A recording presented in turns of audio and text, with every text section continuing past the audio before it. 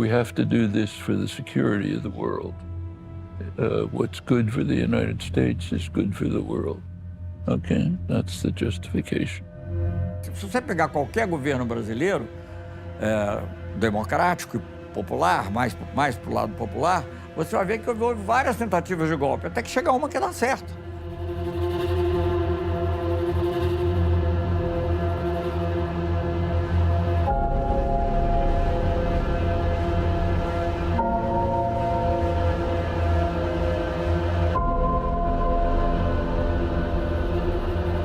Can borrow Mark Twain's famous phrase, history doesn't repeat, but sometimes rhymes.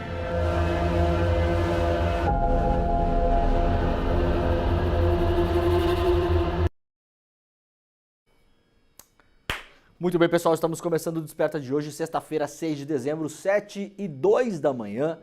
Muito bom dia, muito obrigado para todo mundo que já está por aí, que já está nos acompanhando, que já está no nosso chat, para quem nos acompanha pela TV aberta lá em Salvador, na Bahia, na TV Quirumurê, lá em São Paulo, na TVT e lá em Porto Alegre, na Pop TV. Sim, estamos na televisão aberta, você pode procurar este programa todas as manhãs aí na sua praça e também em 3 emissoras de rádio em São Paulo. Bom dia para quem acompanha este programa, como se fosse o bom e velho programa do seu radinho. Estamos ao vivo no rádio, você pode procurar aí no seu carro, né, no bom e velho rádio, lá na Rádio Brasil Atual, na Rádio Cantareira e na Rádio Heliópolis. Estamos ao vivo em todas as redes sociais também, no Twitter, na Twitch, no Facebook e no Instagram, e principalmente nos canais do YouTube, do ICL Notícias, do Eduardo Moreira e do Leandro Demore. Se você está chegando por aí, vai deixando o seu like, ativando o sininho, assinando os canais, compartilhe este programa e também, se você quiser, dê bom dia para toda a turma que já está no nosso chat aí, né? Diga de onde você está assistindo a este programa. Pode, claro, participar também das conversas e dos debates que a gente tem no programa durante essa primeira hora do dia aqui no ICL. Este é o Desperta ICL, a gente está ao vivo todos os dias, das 7 às 8 horas da manhã, de segunda a sexta-feira. É muito bom ter a companhia de todo mundo por aí, até porque hoje, né, Jimmy, sextou, né, Jimmy? Tá tudo bem com você, Jimmy? Tudo certo? Tá feliz com o Flamengo? Tá, né? Não vai mais pra lugar nenhum esse ano também, né? Campeãozinho, tá bom, né? O Flamengo, quando tá mal, tá bem, né? É um negócio impressionante, né? Muito bem. Vai ser Botafogo? Vai ser Botafogo, né? Campeão brasileiro. O que tem que fazer pra perder isso aí? Tem mais uma rodada ou duas? Uma? E se perder, o Palmeiras tem que ganhar. De quem? Do Fluminense. E aí empata em pontos ou passa do Botafogo? Empata em pontos. E aí o que acontece? Aí o Palmeiras ganha por... Tem mais vitórias. Vai ter mais vitórias. Tá, então temos... O Botafogo só empatar já... Só empatar tá resolvido. Então tá. O São Paulo não vai querer perder pra dar o título... Pra não dar o título pro Palmeiras, é verdade. É. O São Paulo podia botar o Sub-15 jogar, né? Podia. Isso, é. Eu tô torcendo pro Botafogo, meu amigo Fábio lá, do nosso grande time lá no Rio de Janeiro, o Politeama, né? Nosso time de futebol, jogamos vários anos juntos lá. O Fábio estava muito feliz com a conquista da Libertadores, agora espero que ganhe também o Brasileirão. E vai ter aquele Mundial de Clubes também, né? Vai ter o Mundial de Clubes. Vai ser agora já? Eu acho que vai ter um final do ano e Um ano que vem? O meio do ano que vem é certo. Aquele torneio 32 clubes. é ano que vem só. Ano que vem. Esse no final do ano agora é aquela final que tem todo ano, é isso? Eu acho que vai ter que ver. Legal. Vai ter. Aquela que o Grêmio ganhou, né? Que o Flamengo não tem, né? Tem? Uma. Ah, não, tem uma, né? Com o Zico, né? É verdade. Faz tempo, né? O Grêmio faz tempo também. Tudo bem. Faz parte. Então tá, boa sorte pros botafoguenses aí. Não estou desejando que os palmeirenses não ganhem o título, mas na verdade quero que o Botafogo ganhe, porque o Palmeiras já tá bom já, né, gente? Já é demais também, né, vocês aí, né? Aliás, eu vi uma notícia hoje que o Palmeiras vendeu, parece que 1 bilhão em jogadores nos últimos anos. É realmente uma coisa impressionante, né? Mas o Botafogo merece, né? Um time querido, né? Todo time que ganha pouco é querido, né, Jimmy? Aí depois começa a ganhar um monte e todo mundo começa a não gostar, né? Mas o Botafogo mereceu demais esse ano mesmo, então boa sorte aí pra todo mundo e que vença o melhor e que o melhor seja o Botafogo, né? O Grêmio escapou já da degola. Quem tá no risco aí é o Fluminense, parece, né? Fluminense, Atlético Paranaense, Atlético Mineiro e Bragantino. Atlético Mineiro também? Chegou na final da Libertadores e está em risco de cair no Brasileirão. Mas que beleza. Os caras mandaram embora o técnico já, né? Parece, né? Já mandaram embora. Que beleza. Vamos ver o que vai acontecer. Tudo bem. Quem já caiu? Cuiabá, Goianiense, Criciúma. E aí tem uma vaga ainda. O Juventude escapou já. Então pode cair Fluminense, Atlético Paranaense, Atlético Mineiro. Ou Bragantino. Muito bem, então tá, boa sorte aí. O Grêmio já se escapou dessa, né? O Grêmio é um time tão maluco que tava quase caindo aí no jogo de ontem que eu tava assistindo, os caras estavam falando em Libertadores. Ainda dá Libertadores. Eu falei, gente, cara, não precisa. Nem precisa. Nem precisa. Mas acho que uma Sul-Americaninha pega ali, né? Já tá classificado, eu acho. Já foi? É? Ah, então tá bom. Então pelo menos a gente vai ter um campeonatinho pra assistir no ano que vem. Muito bem. Galera, olha só. Domingão agora, a gente vai fazer uma exibição ao vivo, exclusivo, gratuita, aqui no ICL, do filme Utopia Tropical, do João Amorim, diretor. É uma conversa entre o Noam Chomsky, um dos maiores intelectuais do mundo, aliás, o Chomsky mora no Brasil, né? E o Celso Amorim, né? É uma conversa, é uma espécie de exposição de visão de mundo geopolítica, que fala muito sobre Brasil, América Latina, o domínio dos Estados Unidos no pós-guerra, um filmaço. Eu já assisti o filme essa semana, fiz uma entrevista com o João Amorim, que é o diretor. A gente vai passar agora no domingo, de graça. Você só tem que ir lá em despertaicl.com.br para fazer a sua inscrição, garantir o seu ingresso, a sua vaga, né? Esse filme vai ser exibido às 8 horas e depois do filme a gente vai fazer essa conversa com o João Amorim, o diretor, tá? Mais uma sessão de cinema do ICL, a gente sempre tem conseguido juntar muita gente aqui para assistir com a gente nas domingueiras, já fizemos vários filmes ao longo desse ano, alguns originais do ICL, inclusive, estamos preparando novos originais do ICL para o ano que vem, então eu convido todo mundo aí no domingo à noite às 8 horas da noite, nesse domingo agora comigo, vou estar apresentando com vocês aqui, a gente vai assistir o filme juntos e depois vai fazer essa entrevista com o João Amorim, o diretor do filme Utopia Tropical, tá? Vamos colocar rapidamente aí um videozinho do nosso querido e amado Chico Pinheiro para explicar para as pessoas que estão aí um pouco perdidas quem é o Noam Chomsky. Vídeo de 1 minuto do Chico, a gente já volta e aí vamos para as notícias do dia, que tem muita coisa hoje, tem mais Mauro Cid falando de Braga Neto, dinheiro em caixa de vinho, antigamente era na cueca, né? Agora é caixa de vinho, né? Claro, subiu o salário, né, militar, daí já não é mais cuecão, aí já é caixa de vinho o negócio. Tem mais aqui informações sobre São Paulo também, tem muita coisa rodando no programa de hoje. Então vamos lá, rapidamente um vídeo do Chico Pinheiro sobre o filme desse domingo e já voltamos. Vamos lá. Você sabe quem é Noam Chomsky? Filósofo, sociólogo, cientista político, um dos maiores intelectuais do nosso tempo. Este norte-americano é um dos críticos mais severos do intervencionismo dos Estados Unidos e outros países e do sistema capitalista. Para saber mais sobre isso, assista ao documentário Utopia Tropical. Nele, Noam Chomsky é entrevistado por um repórter muito especial. Nada mais, nada menos, Celso Amorim. Os interesses econômicos dos Estados Unidos em todo o território latino-americano, a sua influência na formação das ditaduras e a sua permanência na história de nossos países são temas abordados nesta fantástica conversa. Tudo isso de graça, é só você assistir ao documentário Utopia Tropical, que a gente exibe nos canais do ICL, do YouTube e no canal Eduardo Moreira.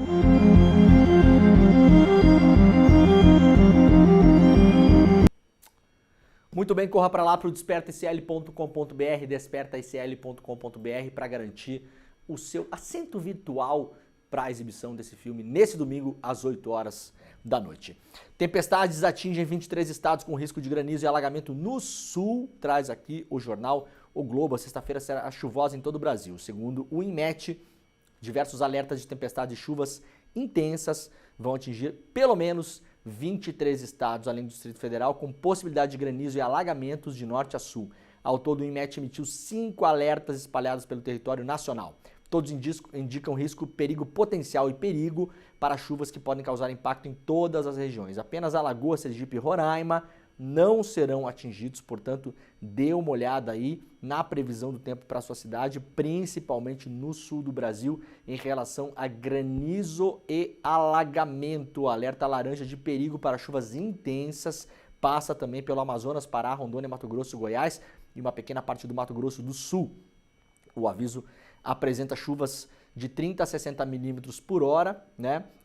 E ventos intensos de até 100 km por hora, com risco de corte de energia elétrica, estragos em plantações, quedas de árvores e alagamento. No sul, o alerta é de tempestades mais intensas. No Paraná, o aviso é de perigo potencial com chuvas intensas de até 50 milímetros por dia e ventos de 40 a 60 km por hora. Em Santa Catarina e Rio Grande do Sul, é risco de perigo com chuvas de até 60 milímetros por hora e ventos de até 100 km por hora e queda de granizo com risco de corte de energia elétrica, estragos em plantações, quedas de árvores e alagamentos. Portanto, atenção aí na sua região para você se preparar, né, para eventuais distúrbios em relação ao tempo. Mercosul e União Europeia sinalizam fim de impasses e pacto pode ser anunciado hoje. Depois de 25 anos de negociações, frustrações, forte lobby e discussões, o Mercosul e a União Europeia sinalizam um entendimento para a criação do maior bloco comercial do mundo. O anúncio, se nenhuma surpresa aparecer nas próximas horas, pode ser realizado nesta sexta-feira em Montevidéu durante a cúpula do Mercosul. No nível técnico, o processo foi encerrado e, segundo diplomatas do Itamaraty e da União Europeia, não existiu mais motivos aparentes para um colapso do processo. Negociadores confirmaram que as pendências parecem solucionadas. Para fontes da chancelaria brasileira, ouvidas pelo Jamil Chad lá no UOL, tudo está encaminhado para um anúncio nesta sexta-feira. O governo da Argentina chegou a ensaiar uma chantagem, insistindo que os pleitos de Javier Milei por uma mudança nas regras do Mercosul deveriam ser aceitos em troca do sinal verde de Buenos Aires a um acordo, mas a aposta dos demais países é que a tendência liberal do argentino pese para que ele aceite a abertura dos mercados. Conforme o UOL revelou ainda na madrugada da quarta-feira, a decisão da presidente da Comissão Europeia, Ursula von der Leyen, de ir até o Uruguai foi interpretado por negociadores como um sinal de que os europeus estavam dispostos a encerrar os últimos obstáculos. Ela havia alertado que apenas embarcaria se houvesse uma chance real de acordo e a Ursula von der Leyen está em Montevidéu. Pelo pacto, o Brasil conseguiria eliminar tarifas para bens como etanol, açúcar e carnes para o mercado europeu, ainda que tenha que respeitar uma cota modesta. Do lado europeu, o pacto permite um maior acesso ao Mercosul para seus bens industriais e automóveis, uma ambição da Alemanha, por exemplo. Aliás, a economia da Alemanha vai mal das pernas, a gente falou sobre isso ontem aqui. Assim como itens específicos como vinho e facilidades para investimentos. É um acordo, no geral, de derruba de fim de barreiras alfandegárias, né? Imposto, né, gente? Então, a tendência é que a gente consiga exportar com mais facilidade para a União Europeia, com menos barreiras e menos imposto, e vice-versa. Para variar, a gente manda para lá açúcar e não sei o que, e para cá vem bens industriais, né? Esse é o grande problema da relação entre o Brasil e outros países industrializados. Depois de uma dura negociação, o Brasil ainda conseguiu preservar áreas estratégicas para o seu projeto de reindustrialização, como no setor de remédios, saúde e a preservação de pequenas e médias empresas. No campo das licitações públicas, o acordo prevê uma certa proteção para a indústria nacional nesses segmentos. Uma das preocupações era de que as compras públicas do SUS não fossem tomadas por europeus, abalando a balança comercial brasileira. Para que o texto entre em vigor, porém, negociadores admitem que o processo pode levar meses ou até anos. A maior dificuldade é garantir uma maioria no Conselho da Europa.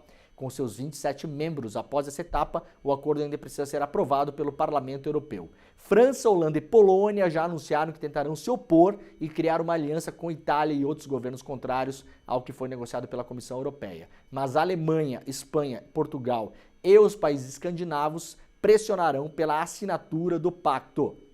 Nessa quinta-feira, o presidente Emmanuel Macron mandou um recado para a presidente da comissão, insistindo que o acordo da forma como está seria inaceitável. A França é o principal país que se opõe a isso, porque o Macron sofre uma forte pressão interna do agro francês, que não quer que o agro brasileiro tome conta do mercado lá na França. O Macron está num período de governo péssimo, né?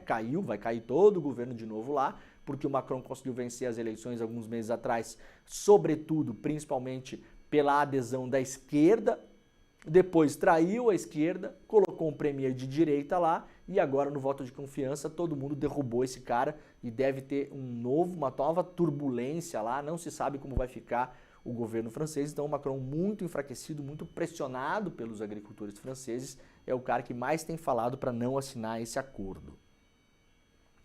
Emmanuel Macron, primeiro aqui, entenda o acordo negociado entre Mercosul e União Europeia. Se você quiser entender, lá na Folha de São Paulo tem um resumo, né, do que pode acontecer nos próximos anos, caso esse acordo seja assinado.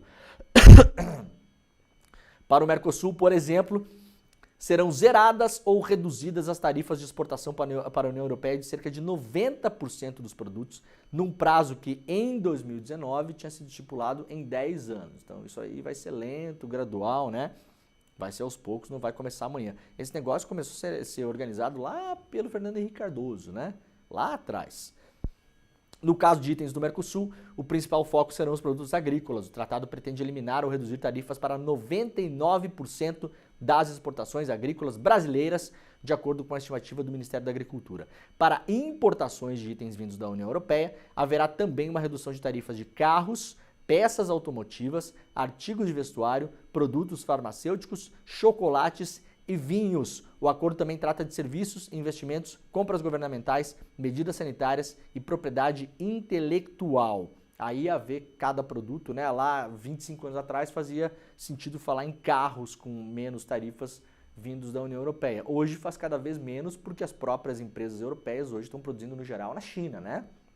Você pegar as grandes empresas alemãs, por exemplo, muitas delas estão produzindo na China. A Alemanha quer muito esse acordo, porque a Alemanha está num momento de fragilidade econômica, né? A principal empresa alemã, mais conhecida, Volkswagen, está numa crise brutal, então interessaria também de algum modo para fazer essa importação para o Brasil de peças, de automóveis e de serviços no geral.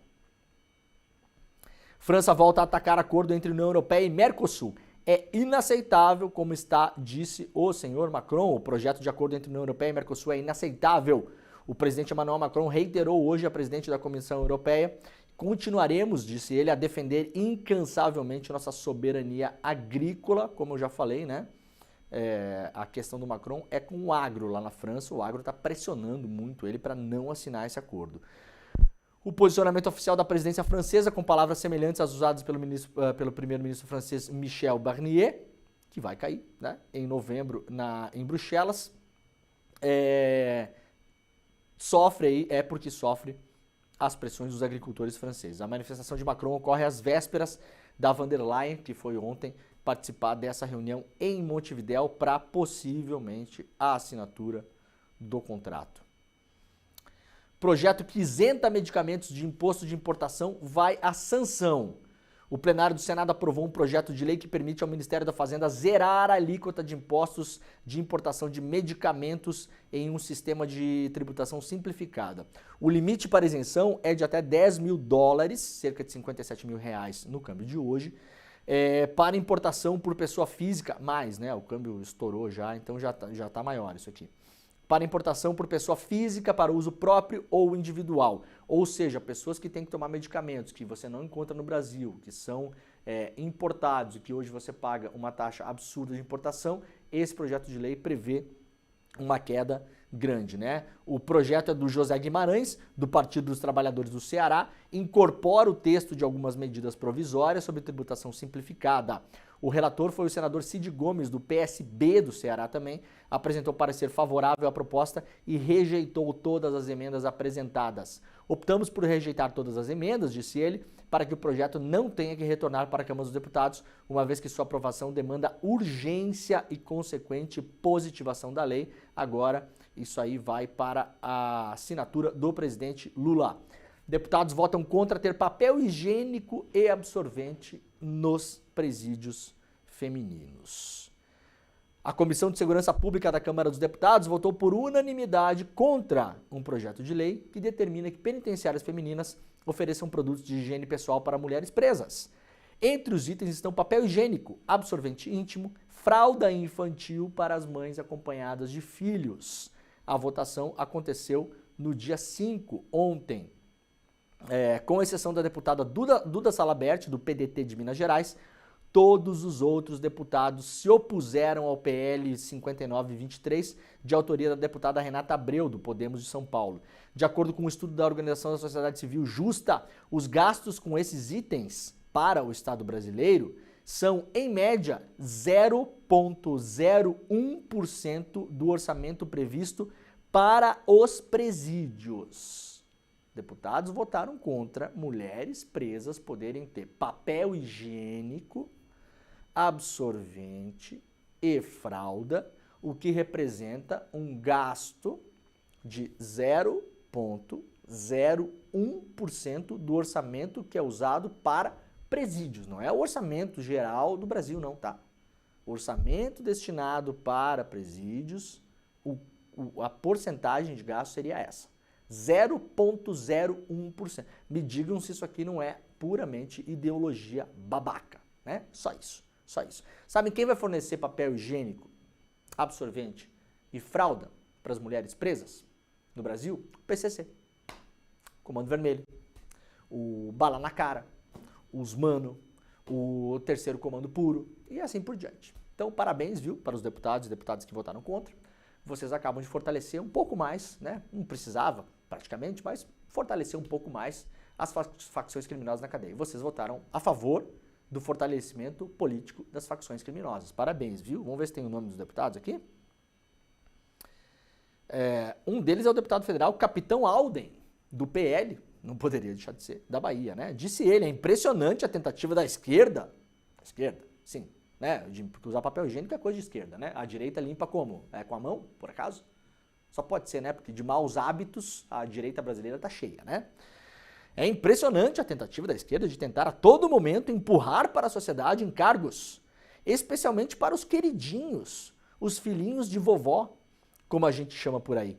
Esses caras têm que trabalhar dentro do presídio. Proibido no Brasil você forçar pessoas a trabalhar. A abolição da escravidão já aconteceu faz um tempo, viu, Capitão Alden? Mas é o seguinte, se o senhor for preso em algum momento por alguma coisa, a gente pode forçar o senhor a trabalhar também. E se o senhor for da turma que acha que tem que jogar a pessoa de viaduto e ponte, o senhor pode pedir para ser jogado também, se quiser, tá? Ninguém vai lamentar nesse programa aqui.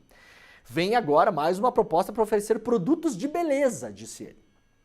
Né? É praticamente assim o Estado brasileiro oferecendo quem disse Berenice na cadeia. Né? É isso. Daqui a pouco é calcinha, é cueca. Daqui a pouco vamos ter que arcar com todos os custos de um indivíduo que gerou prejuízo para a sociedade, prosseguiu o deputado, aplaudido ao final da sua fala. O texto do PL foi duramente criticado por parlamentares bolsonaristas que citam os custos que seriam trazidos. Em contrapartida, a deputada Duda Salabert defendeu a distribuição dos itens. Disse ela, diferente do que muitos pensam, o debate aqui não é ideológico, não é sobre direita ou esquerda. Negar o básico a essas mulheres é um misto de crueldade com sadismo. É possível conferir o voto de cada uma das pessoas aqui no link que foi fornecido pelo iclnoticias.com.br. Vamos ver se tem a lista já aqui. Não tem a lista? Aqui tem um link com a lista. Vamos ver se está fácil de acessar. Vamos ver quem são os deputados e deputadas que votaram a favor do PCC. Tá? Vamos simplificar a coisa aqui, porque é isso. Quem votou a favor do PCC? Para o PCC se fortalecer na cadeia. Presença, votação nominal. Aqui, ó. O site da Câmara é muito bom. Vamos ver se ele vai abrir direito aqui, né? Votação nominal não existe. Parabéns, acabou de elogiar uma coisa que não funciona. Propostas analisadas, reunião em texto, documento, tá? Não diz aqui, mas se você quiser conferir, você pode ir lá para o iclnoticias.com.br, né? No Brasil, testes positivos para a Covid sobem de 9% para 17,5% em um mês. A positividade para a Covid subiu de 9% para 17,5% no Brasil, conforme o levantamento do Instituto Todos pela Saúde, refere-se ao período de 3 a 30 de novembro. A análise tem como base os dados diagnósticos moleculares feitos pelos laboratórios DASA, DB Molecular, Fleury, Rilab, uma série de Einstein, uma série de laboratórios que fazem teste.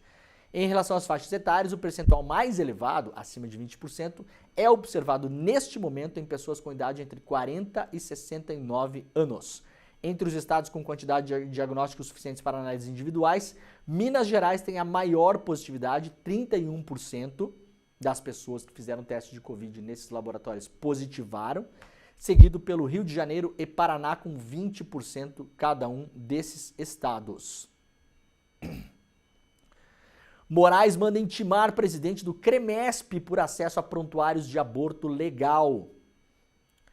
O ministro Alexandre de Moraes mandou intimar o presidente do Conselho Regional de Medicina de São Paulo para que explique as circunstâncias que justificaram a requisição excepcional do acesso a prontuários de pacientes que fizeram aborto legal no Centro de Assistência Integral à Saúde da Mulher, na Unicamp. A presidência do órgão é ocupada pelo médico Ângelo Vatimo, este cidadão aqui, ó, da foto.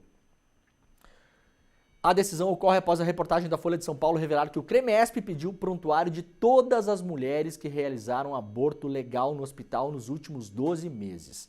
A instituição de saúde recebeu um médico fiscal do órgão em 12 de dezembro. A estrutura física do local, a abrangência do serviço do aborto legal, dados cadastrais do hospital e alvará foram avaliados. Em nota, o Conselho Regional afirmou que a ação faz parte da Operação Avaliação do Cumprimento do Programa Aborto Legal, que o Conselho afirma ser uma ação do Departamento de Fiscalização do CREMESP. O CREMESP disse ainda que a fiscalização foi feita conforme a lei e seguindo atribuições dos conselhos regionais. O ministro do STF também pediu a intimação dos governos do estado e do município de São Paulo para informarem em 5 dias se os prontuários foram entregues para o CREMESP ou não. Caso os dados não tenham sido compartilhados, ficam os entes cientificados desde logo sobre a proibição de fornecer dados pessoais constantes de prontuários médicos de pacientes que realizam aborto legal, escreveu Alexandre de Moraes. Por que o Conselho Regional de Medicina foi lá querer saber o nome de mulheres que abortaram dentro da lei? É isso que Alexandre de Moraes quer saber. Temos histórico dos conselhos de medicina pelo Brasil aí, inclusive o Conselho Federal de Medicina, fazendo bagunça para tentar evitar aborto legal, aborto dentro da lei, nos casos previstos em lei, por exemplo, em casos de estupro no Brasil. Porque é que os senhores querem saber o nome das mulheres que recorreram a este expediente médico.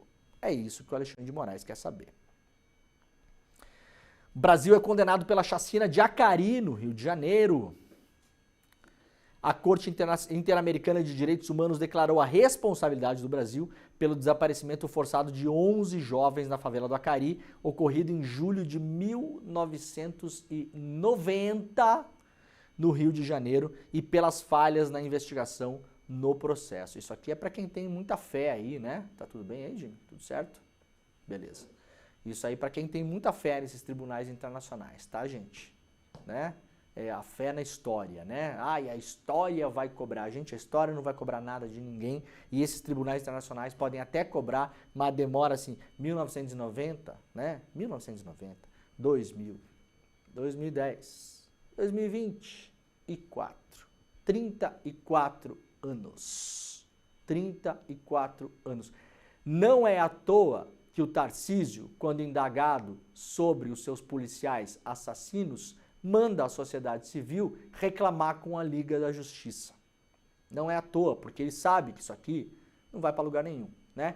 Se demorar 34 anos para acontecer alguma coisa, por exemplo, com o senhor secretário de Segurança Pública de São Paulo, Derrite e Tarcísio de Freitas, muito possivelmente, alguns deles, pela idade um pouco mais avançada, já estarão, inclusive, mortos. Essa é a verdade. A decisão também abordou os homicídios de 2 familiares que buscavam justiça para as vítimas. Pessoas que foram mortas procurando justiça para os seus entes queridos.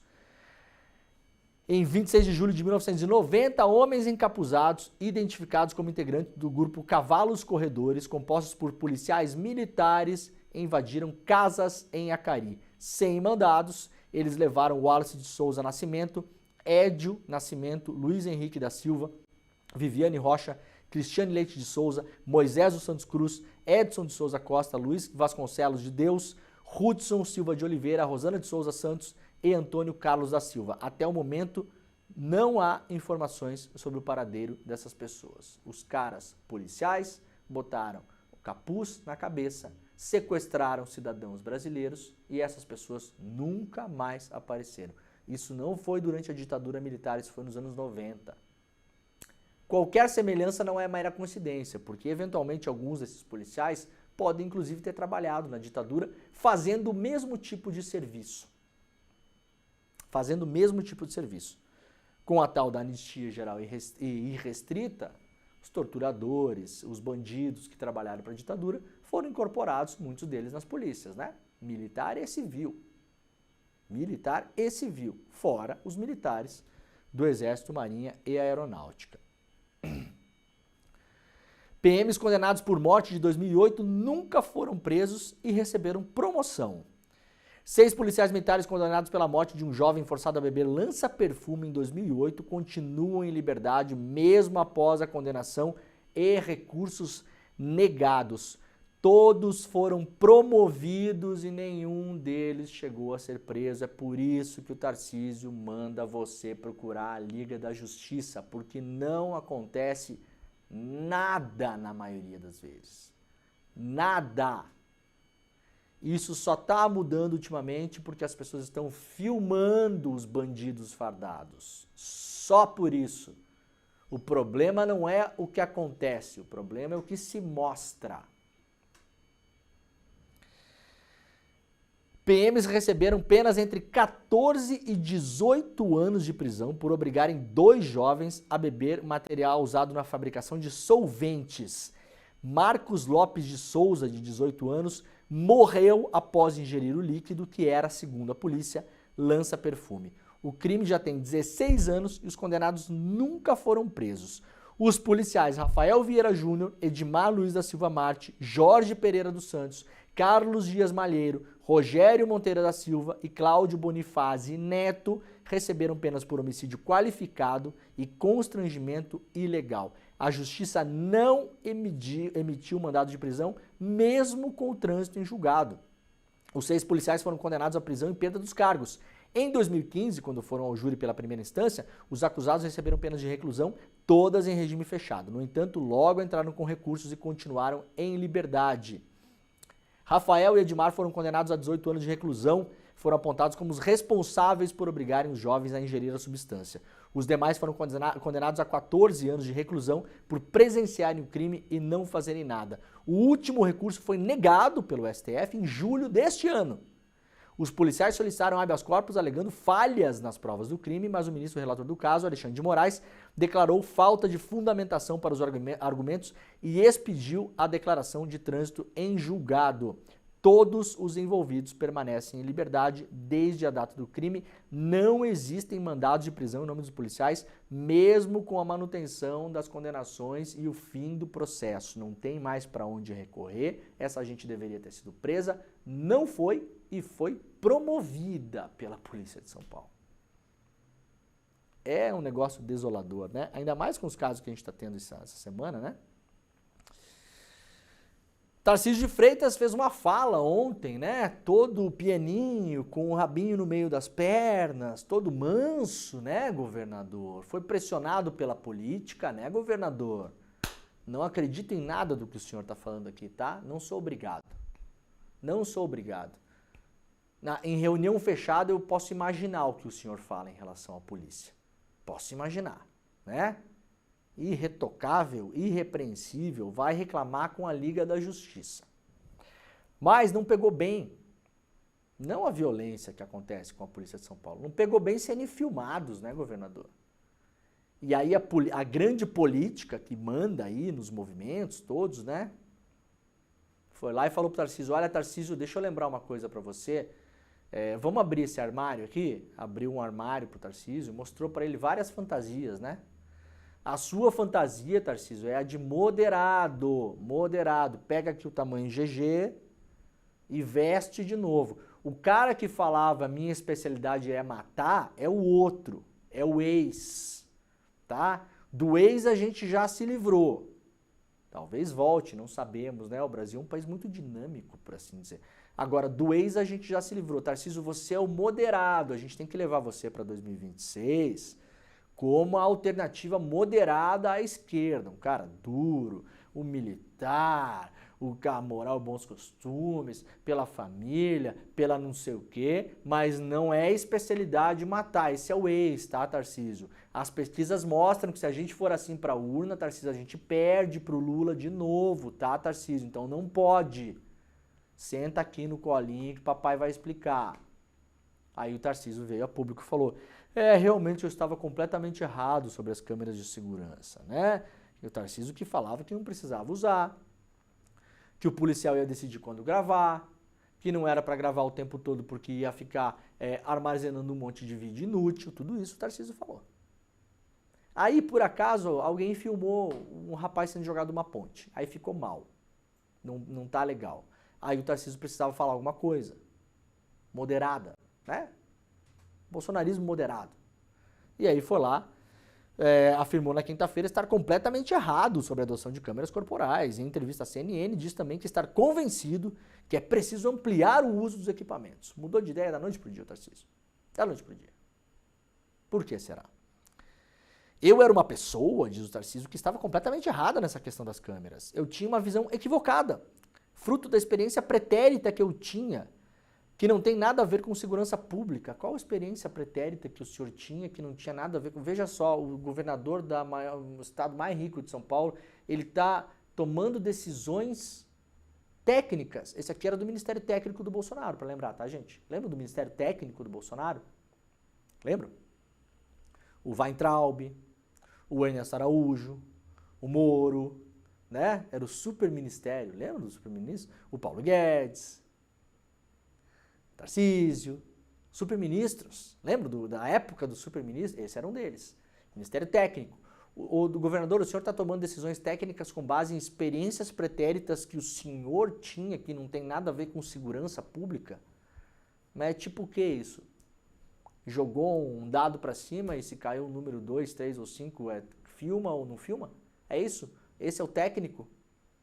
Esse é o técnico. Esse é o competente. Esse é o moderado.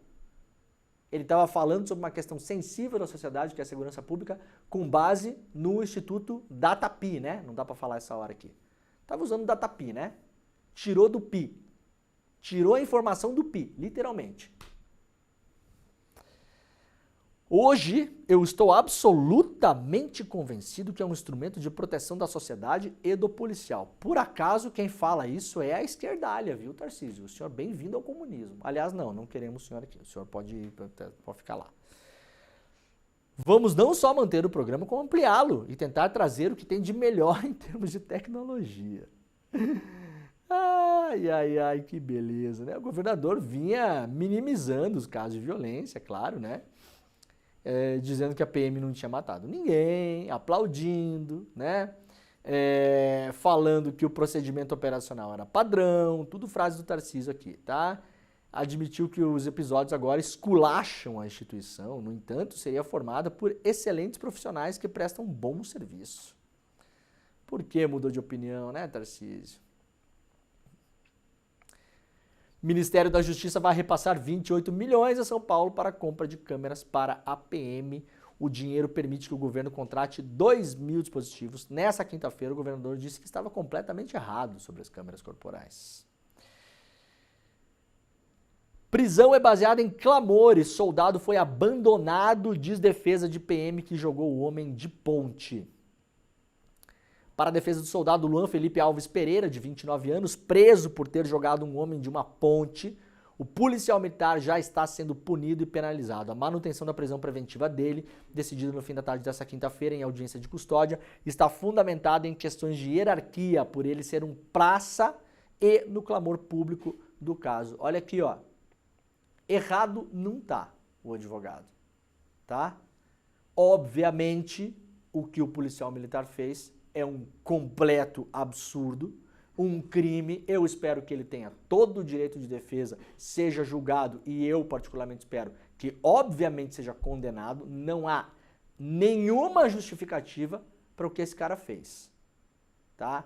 Agora, o que é que vai acontecer? Vão moer esse cara e vai ficar por isso mesmo. Não vai acontecer absolutamente nada com o comandante dele, não vai acontecer absolutamente nada com o secretário de Segurança Pública, o Guilherme Derrite, que segue no cargo. Não vai acontecer absolutamente nada com o governador Tarcísio de Freitas. Todo mundo que está no topo da cadeia alimentar vai dar uma sambada, semana que vem não se fala mais isso. Vão moer o PM que estava lá na ponta e pronto. É responsabilidade dele, material ali de defeito que fez? É óbvio, né, gente? É óbvio. Mas a polícia, ela obedece a uma cadeia de comando. E ela obedece a uma filosofia de trabalho que é implantada pelas pessoas que a comandam. e a filosofia de trabalho que foi implantada em São Paulo, com a escolha do Derrite para ser secretário de Segurança Pública, um cara que já foi investigado por mais de uma dezena de assassinatos enquanto era policial, afastado da rota por excesso de violência, é uma cultura de morte, né? Nesse caso, vão debulhar o policial que estava lá na ponta para todo mundo se safar para prestar contas para a sociedade, tá? Então, errado não está o advogado. Errado não está o advogado. No nosso entender, disse ele, é desnecessária a prisão, essa prisão preventiva, por enquanto está preso. Nós ressaltamos isso, inclusive, porque é um praça, é um soldado da Polícia Militar, portanto, uma classe em tese vista como inferior. Pereira é investigado por ter jogado um homem de uma ponte na Vila Clara, no bairro da cidade de Ademar, em São Paulo. A defesa não esperava por uma revogação da preventiva, que não tem prazo, já que o juiz da audiência de custódia, Fabrício Alonso Martins de la Páscoa, é o mesmo que havia decidido pela detenção ao analisar o pedido na quarta-feira. Marcolino defende que Pereira é investigado do inquérito por lesão corporal. Então veja, se hoje estivesse configurado lesão corporal, a pena não deixaria o Luan preso. Luan é esse soldado, né? A defesa também argumenta que ele já estava cumprindo expediente na corregedoria, como havia sido determinado pela PM. O negócio não sei se é lesão corporal, né? Pode ser enquadrado como tentativa de assassinato. Você jogar alguém de cima de uma ponte, o que você espera que aconteça? Tudo vai depender de como vai ser enquadrado pela intenção, né? O policial militar do estado de São Paulo hoje não tem à disposição dele um departamento jurídico para apoiá-lo nessas situações, afirmou o advogado. Infelizmente, nessas horas em que pese a gravidade, seja lá qual for, o policial militar se viu abandonado e condenado. É muito fácil, completou ele, quando o policial militar comete um erro, falar que isso foi uma ação isolada. Quando é uma ação que dá certo, todos comemoram. Não está errado o advogado, gente. Não está errado. O que ele está falando aqui? O que é quando dá certo? O que é quando dá certo? Deixa eu traduzir aqui. Não foi o que o senhor falou, tá, doutor? É o que eu entendo da sua fala. Quando dá errado é quando, gente? Quando é filmado, quando a pessoa sobrevive, quando pega mal. Aí deu errado. O que é quando dá certo? Na minha tradução aqui, livre tradução do que disse o doutor, é quando consegue matar, eliminar, sumir com as pessoas, ninguém viu, ninguém vê, parabéns. Ora, o Tarcísio estava dando parabéns para a polícia até ontem, até semana passada. A polícia já do Tarcísio com dezenas de mortos.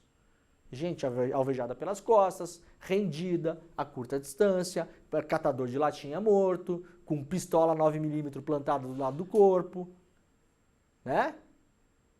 O Tarcísio estava aplaudindo. Isso é o dar certo. Aí estava dando certo. Porque para a sociedade passa a imagem que está matando bandido, né? 46 PMs afastados e um foi preso por envolvimento em ações violentas nos últimos 30 dias em São Paulo. E ontem teve um ato em São Paulo pedindo a saída do Derrite da Secretaria de Segurança Pública.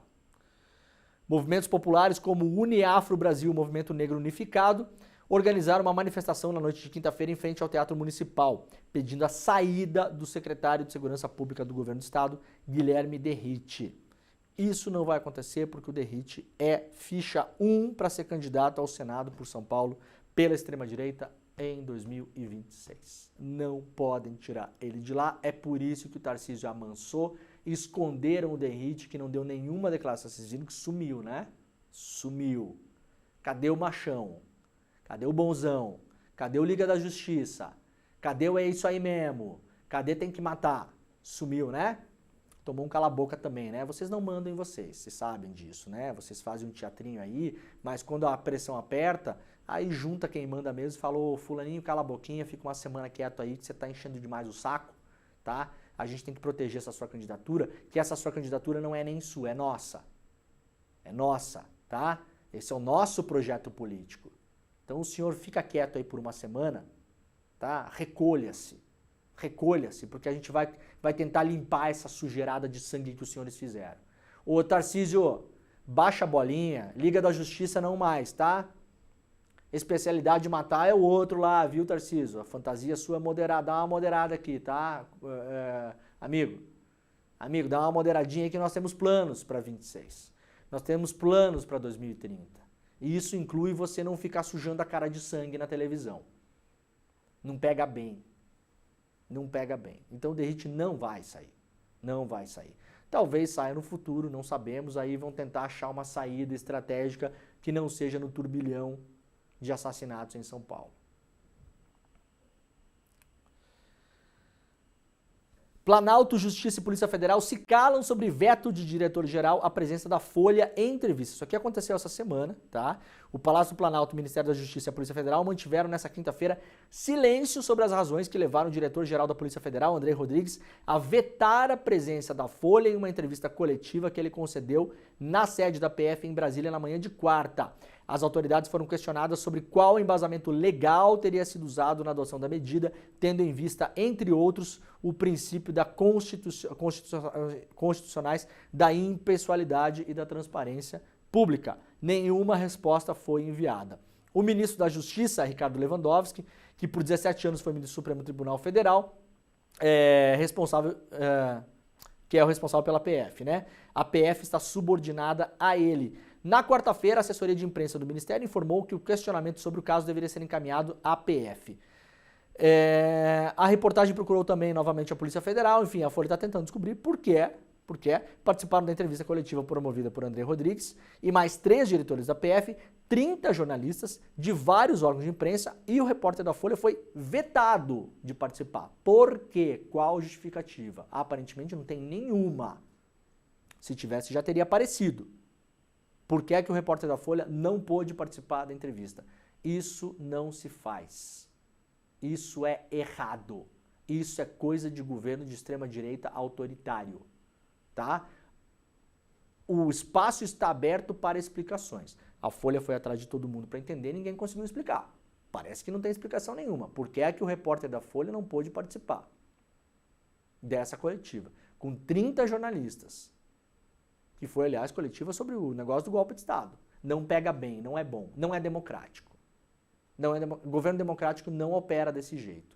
Se tiver uma explicação, o espaço da Folha está aberto, porque a Folha está insistentemente tentando entender qual a justificativa. Até agora ela não apareceu. Não se faz.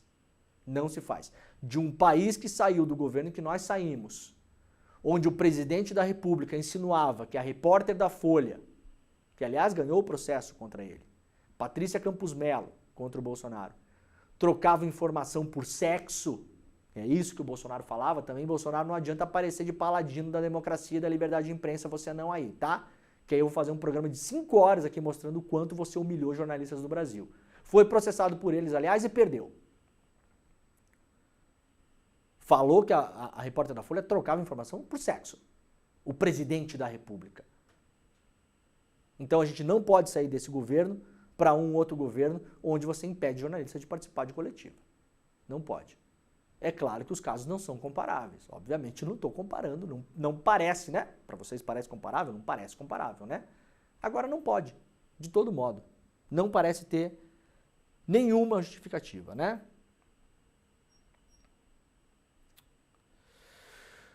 Olha, vamos lá para a informação exclusiva publicada pelo ICL Notícias na noite de ontem. Isso aqui vai repercutir bastante agora no ICL Notícias primeira edição. Então, quando terminar o programa aqui, vocês fiquem por aí neste mesmo link, neste mesmo bate-canal, né, Tarcísio?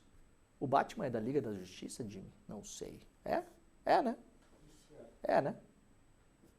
É Marvel ou é DC? É DC. DC. Batman é DC. Ó, Jimmy tá sabendo. Então fiquem por aqui que a gente vai repercutir isso bastante agora no ICL Notícias primeira edição. A Juliana Dalpiva hoje trouxe uma informação nova em relação a um novo depoimento do Mauro Cid. Primeiro eu vou trazer a notícia e depois eu vou trazer a análise, tá? Não me furtarei de fazer isso, vocês já sabem o que eu penso sobre Mauro Cid e sobre delatores em geral. Não é novidade para ninguém, eu vou só reforçar aqui pra gente ficar de olho, tá? Mauro Cid disse que Braga Neto entregou dinheiro em embalagem de vinho para financiar golpe. Em depoimento ao ministro Alexandre de Moraes, no STF, o tenente-coronel Mauro Cid afirmou que presenciou, ou seja, teria visto com seus próprios olhinhos, estava na cena, o Mauro Cid, presenciou quando Braga Neto, ex-ministro da Defesa e ex-candidato a vice-presidente, entregou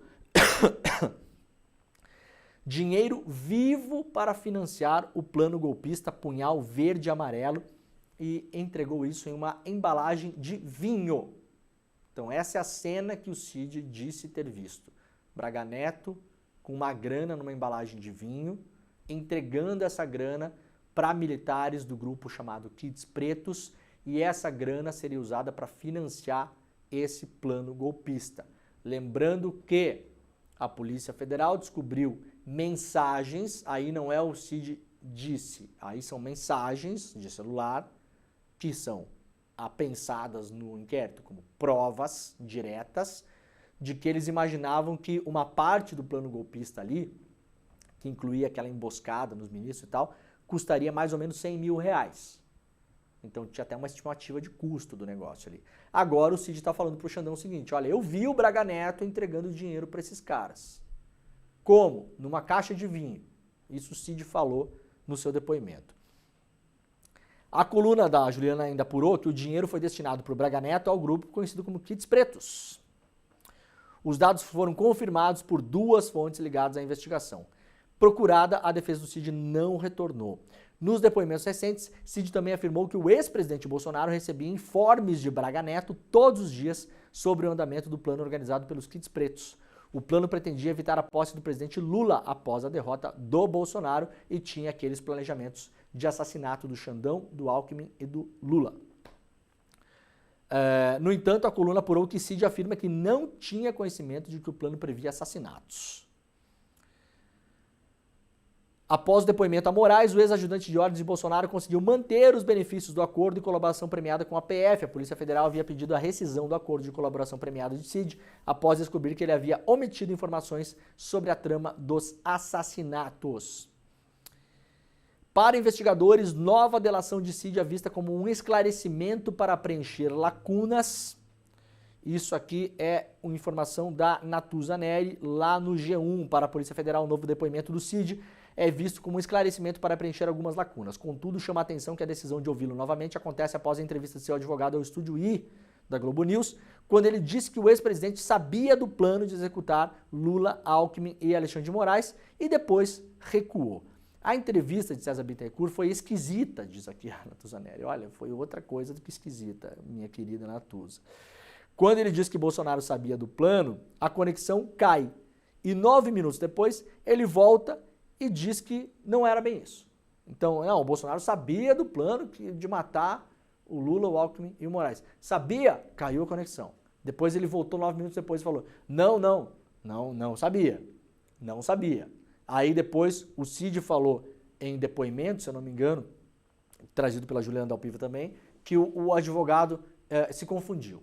Ele entendeu errado a pergunta, tá? A notícia hoje exclusiva publicada lá no iclnoticias.com.br é mais um andamento importante da investigação. A matéria completa está no nosso site. A gente vai falar sobre isso no ICL Notícias, primeira edição, daqui a pouquinho. Para terminar o programa, Mauro Cid, eu vou repetir o que eu tenho falado aqui desde o ano passado. Mauro Cid é um mentiroso, conto mais, escondeu informações da Polícia Federal o tempo todo. Isso é expressamente proibido pela chamada Lei das Delações. Ele já deveria estar preso e não está. Eu não acredito em absolutamente nada que o Cid fale. Nada. Eu não acredito em nada que venha da boca de Mauro Cid. Se a gente pegar tudo que esse cara tem falado desde que ele começou a colaboração premiada dele, olha, vai e vem, vai e vem, vai e vem. Sim, não, talvez, vi, aconteceu, mas não fui eu que vi, me disseram, nada. O que a gente precisa esperar é para ver se, a partir desse novo depoimento, teremos novas provas. Essa prova de que o Braga Neto teria dado dinheiro para os Kids Pretos numa caixa de vinho não está no inquérito das 800 páginas. Isso é o que diz o CID. Palavra de delator sem prova vai para o lixo. Isso é o que diz a lei. Delação é meio de prova. Delação é um meio de prova. Não tem nenhum valor sem prova. Eu me pergunto, como o CID vai provar que o Braga Neto botou uma grana numa caixa de vinho e entregou para os kids pretos? Como vai provar isso? A ver, né? A investigação continua. O procurador-geral, Paulo Gonet, o PGR, pode pedir novas diligências, por exemplo. Diante dessa nova declaração, pode falar para a Polícia Federal, beleza, Polícia Federal, isso aqui parece muito grave, colete as provas com o delator. Pergunte para ele onde aconteceu a reunião, que dia, se tem câmera de segurança no local, se alguém gravou, se alguém filmou, se outras testemunhas viram que podem confirmar a versão dos fatos. Vamos ouvir de novo o Braga Neto para saber o que o Braga Neto tem a dizer sobre isso. Qual o problema disso, gente? A gente já viu em outros casos. Quanto mais coisa aparece, mais demora. Quanto mais fatos novos, mais se enrola. Então, aquela expectativa de que esse processo seria rápido e terminaria em junho do ano que vem, já era meio maluca. Vocês esqueçam. Se toda semana o CID der uma declaração nova, com uma informação nova, o PGR vai olhar e vai falar, bom, então temos que ir atrás disso. Aí semana que vem fala outra coisa, temos que ir atrás disso. Aí na outra fala outra coisa, temos que ir atrás disso. E a coisa não termina. A coisa vai andando, a coisa vai ficando confusa, né? Permaneço muito cético em relação ao Mauro Cid. Como, desde o começo, tenho falado por aqui. Não acredito em delator, nenhum. A função do delator, na cabeça do delator, é mentir e omitir. Ah, mas não pode mentir nem omitir segundo a lei. Não pode ser pego mentindo e omitindo. Mentir e omitir pode. Né? Claro que pode. Você não pode ser flagrado mentindo nem omitindo. E no caso do Cid, já foi e continua dormindo em casa. O que me leva a suspeitas de que a investigação precisa muito mais dele do que a gente imagina. Né? Tá bom? Mas, reportagem importante, publicada lá no clnoticias.com.br, mais uma da nossa colega Juliana Dalpiva, que vai repercutir isso agora no ICL Notícias, primeira edição. Nós voltaremos na segunda-feira. Sextou, meu caro Jimmy. Bom final de semana para todo mundo e até mais. Beijo, tchau. O Brasil é quintal dos Estados Unidos?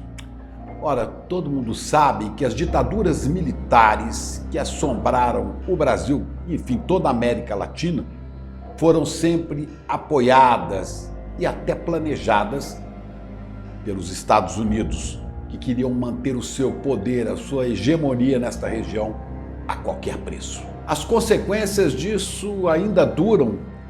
Os Estados Unidos continuam influenciando a história do Brasil. Venha refletir sobre isso com a gente com o documentário Utopia Tropical. Esse documentário é um filmaço sobre história, sobre relações internacionais, que você não pode perder. Você vai ver Celso Amorim entrevistando Noam Chomsky, simplesmente o maior intelectual vivo. Nessa conversa com Celso Amorim, Noam Chomsky fala simplesmente desse intervencionismo por décadas dos Estados Unidos em outros países, sobretudo na América Latina. É uma oportunidade única, você não pode perder. Então, dia 8 de dezembro, a partir das 8 da noite, você está convidado pelo ICL, nos canais de YouTube ICL e no canal Eduardo Moreira, a assistir esse filme. Pegue o seu saco de pipoca e não perca este grande filme.